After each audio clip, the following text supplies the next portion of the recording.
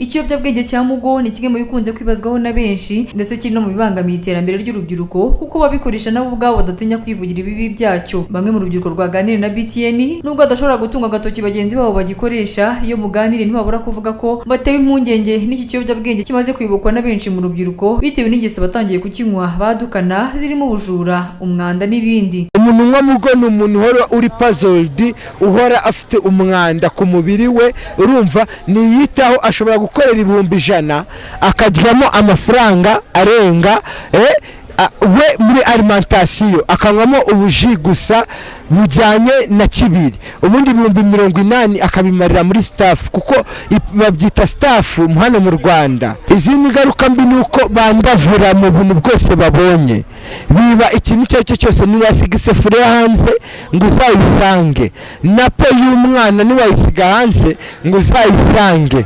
Uburyo mbona abayinyweye bameze n'uburyo mbyumva nyine nk'umuntu utuye Nyamirambo, Mugo ni ikintu unywa ukahita usa nk'umuntu wasinziriye, mbega ibitekerezo bindi bihita bicika. Mugo ni ibibuye ngo biva nimba ari muri Pakistan, biraza bakabihengesha, hari ibyo bita isoro, hari n'ibyo bita ipaki.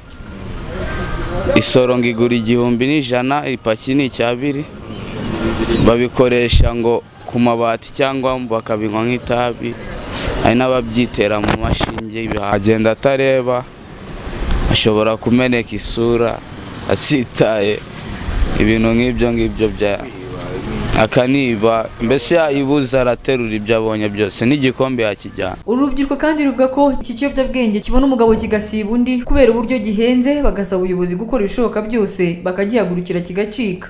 Ikintu twasaba ubuyobozi nk'abantu b'abajene kuba yakongeza ingufu nyinshi muri byo, kuko yafashe n'uwabisapurayingaga mu Rwanda, ariko abantu biboneye inzira bajya Kampala nabo batazi bari kubigurisha, abana baracyari kubigura kandi abana bacu bari gupfa. Urubyiruko ruri kubikoresha benshi, hari bamwe nari kuguha example ariko batwiyishe, urumva abana barapfuye, twapfishije ubu barumuna bacu twapfishije duhagaze. Ahenda kuko nta muntu wayikoresha atifite, ikoreshwa n'aba bana nyine babakire, kuko nzi ko akantu gatoya gashoboka kagura 2,000.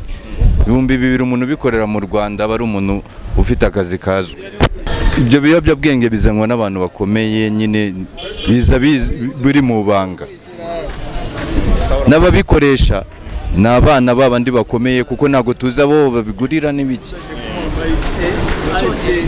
Icyo nasaba nk'ubuyobozi butuye nuko bashaka aho biva bakareba ikibitera nyine, kuko batabifatiranye byazagira ingaruka nyinshi cyane ku rubyiruko. Muri Kanama uyu mwaka nibwo polisi y'u Rwanda yerekanye abantu 12 bakurikiranyweho icyaha cyo kunywa no kugurisha ikiyobyabwenge cya Mugo. Abafashwe bagaragaje ko Mugo ihenda ndetse ko igarama rimwe ryayo barigura amafaranga 2,000 kandi bemeza ko ituruka muri Pakistan ikanyura muri Uganda ikabona kugezwa mu Rwanda. Iki kiyobyabwenge cya Mugo gikoreshwa mu buryo bwinshi butandukanye, kuko hari abakoresha inshinge, rumwe rugasangirwa n'abantu batandukanye, ibintu bishobora no gutera indwara, abandi bagakoresha ibinini, hakaba n'abakoresha ifu. Liliane Iradukunda, BTN i Kigali.